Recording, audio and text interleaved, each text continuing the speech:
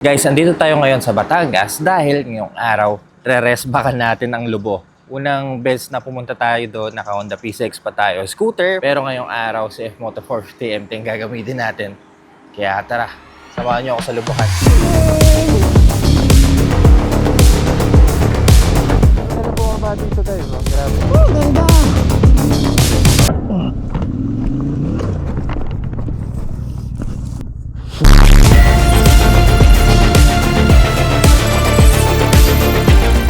Maganda ang panahon, tirik ang araw. Nakakondisyon din yung bike na gagamitin natin para sa ride na to. By the way, pinahirap tayo ng tropa natin dito sa Batangas. Ang dami niya collection dito eh. So, pumunit lang tayo. Pero may isa pang kulang. Yung camera na gagamitin natin. So, nahanap ko na siya. Ang pinakamaliit na action camera ng Insta360. Ang Go 3S. Magnetic, so pwede mo siyang idikit sa kahit anong bakal para sa iba't ibang angulo. Kung gusto mo siyang gawing normal na action camera, pwede din kasi meron siyang action pad, so ididikit mo lang siya. May 2.2-inch flip screen, touchscreen din siya, so dito nyo pwedeng ayusin settings ng cam. At pwede nyo siyang gawing remote. 4K 30fps ang max res natin sa camera. Yun nga lang, bawal siya salpakan ng mga SD card. Pero ang totoong dahilan kung bakit talaga tayo napakuha nito, kasi gusto ko siya ilagay sa loob ng visor ng helmet. Yung tipong stealth mode yung location ng camera. Para magawa yon, bumili tayo ng helmet POV mount. Nakuha ko to mga nasa 1,000 pesos ata. Nagtitwi siya eh, oh. Tapos, ilalagay lang natin sa gilid ng helmet. Tsaka natin didikit ang Go 3S. Kaya, tara at simulan natin ang trip na to.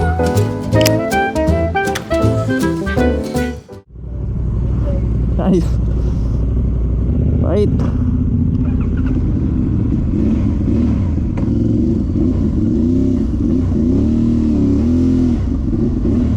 F-Moto 450 MT papuntang Lobo, Batangas. Again, kasama natin isang GS 1250 at isang Africa Twin ng Honda.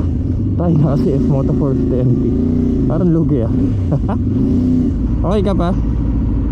For this ride, kasama natin si Benedict na ngayon ko lang makakasama ulit sa ride. Yes, sa kanya tong bike na to guys, itong hawak nating 450 MT. Kakayanin ba yan GS dun sa lubak ng Lobo? Kaya ko yan din. Oh? Sabagay, kabisado mo na kung saan nakalagay yung mga bato dun eh. Hindi ramdam.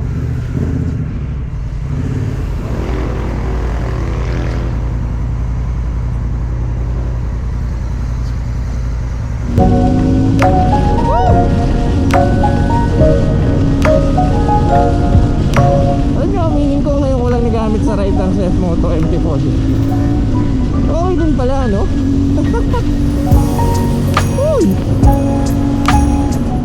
Ito na, papuntang Lobo. Let's go!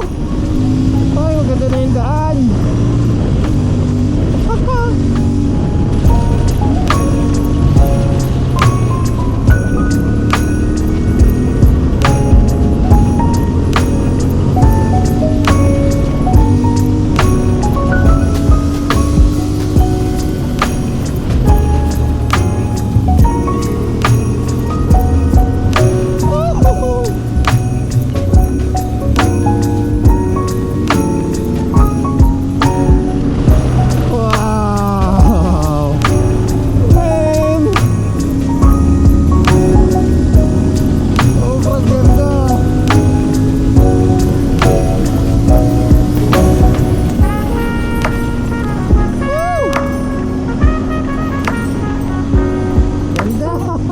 Natin ngayon mga k-device, ang sabi nila Malagundi Point daw. Ewan ko, hindi pa ako nakapunta doon. Nakapunta na ako ng Lobo, Batangas, pero hindi ko alam kung nadaanan ko siya dati. Oh, kaya ano ba ka? Ay, parang dito yung lighthouse. Ewan ko lang ha. Ito nga, naalala ko to.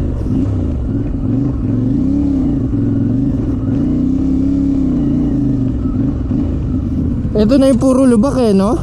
Ito na yung puro lubak. Pag dinaretso mo, oo nga, naalala ko na to. Malayo pa yung Malagundi. Malapit na. Malapit na. Ah, malapit na. Picture tayo guys. Iyan. Okay na. Carbon yung ano. Ano to, pwedeng pasukin to? Ay, Bawal. bawal no? Hanggang dito lang yung mga pupunta. Doon bawal din doon. Pwede. Ay, yung hanggang sa may bakod lang. Dati pwede eh, kaso nagkakalat yung mga tao kaya ano, inanon na nila. Talaga. Okay, tara. Simulan na natin tong lubakan na to.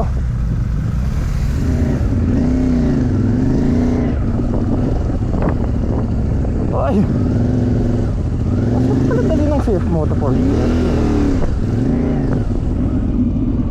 ganda oh. Yay! Eto na.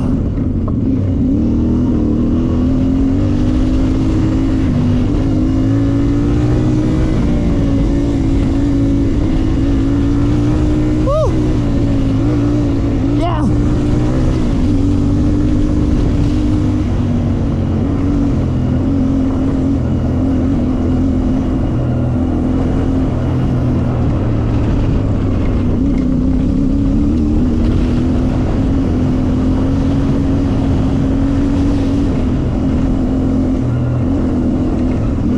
Huling punta ko dito naka PCX ako kaya lugi eh. Ngayon tama yung motor natin.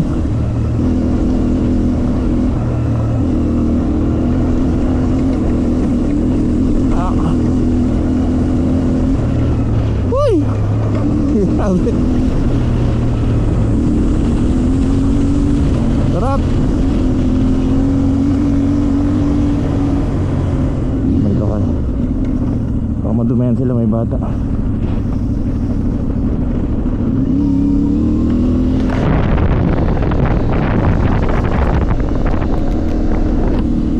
Woohoo!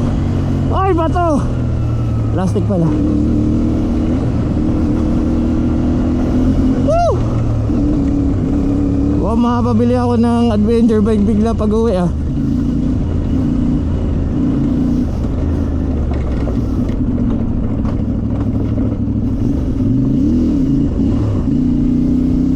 Grabe yun, sir.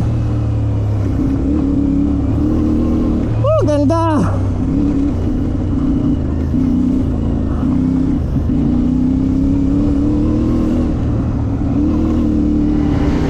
Grabe, ganda dito guys. Ngayon mo na-appreciate yung ganda ng Lobo. Last time kasi na pumunta tayo dito, puro stress eh. Kasi scooter lang yung dala natin. Woo!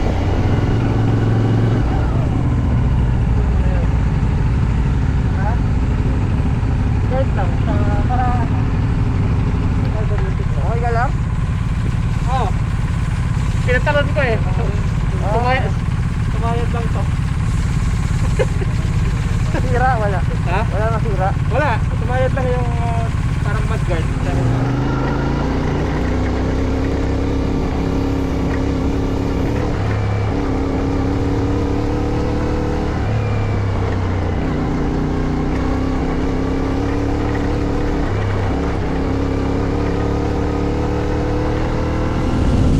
Oh yeah!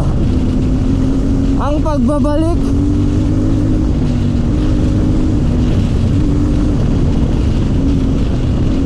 Wala ba silang bala kayo sa daan dito? Oh, biya! Mali yung motor. Kaya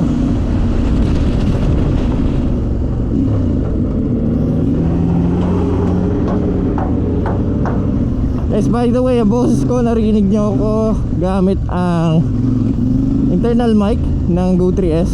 Wala po tayong gamit na external. Itong maliit lang na camera na to, dyan ang gagaling yung mic natin.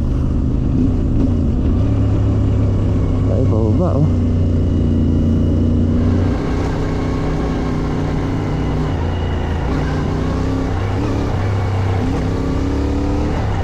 Car camping tent pitching. Ay, parang naalala ko to. Dito ako pumunta dati. Dito kami huminto. Oo. Mukhang dito nga ata kami kumain nun eh.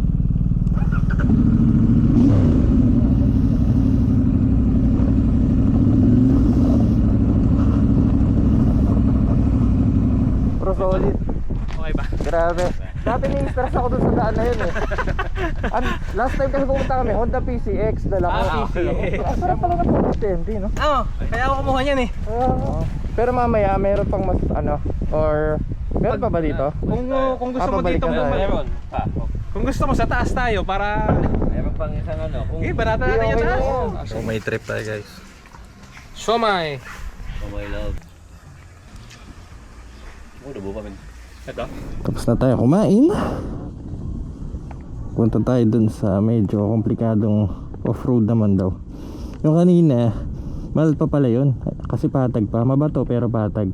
Pero yung pupuntahan natin, paahon. Tapos mabato. Diyos ko tayo. Saan ba ako dinadala itong mga tropa natin na to? First empty, let's go. Ah.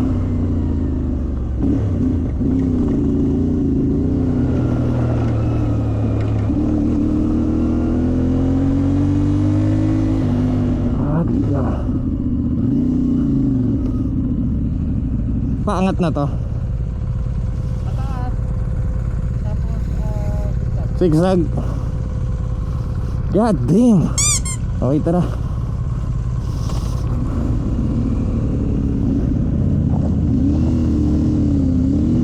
Oh, grabe. Let's G. Woo. Oh yeah.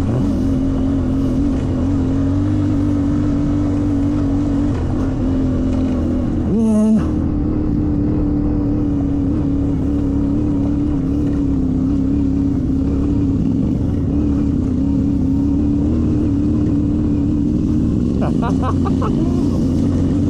Woo!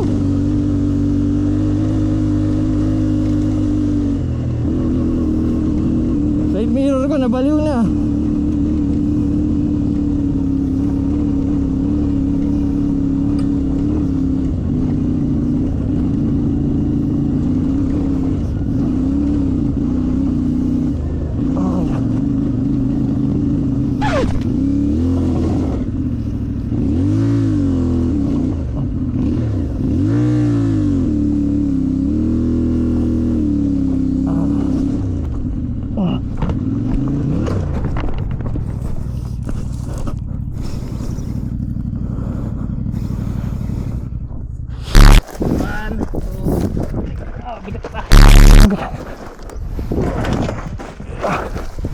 software lang. Lumuwag ang sir. Isod yung ano. Inisip ko kanina si tropa rin kanina sa gilid. na nga ako.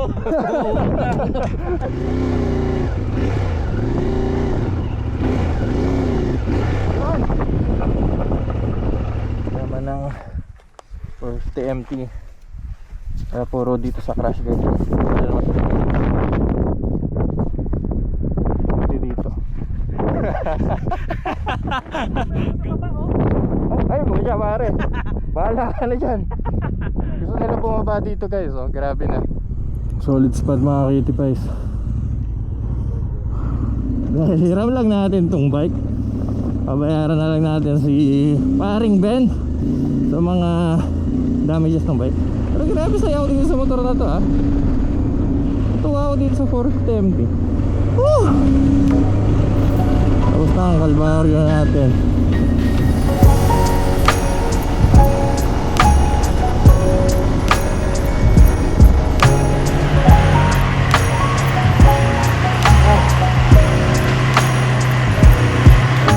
Nakauwi rin sa wakas.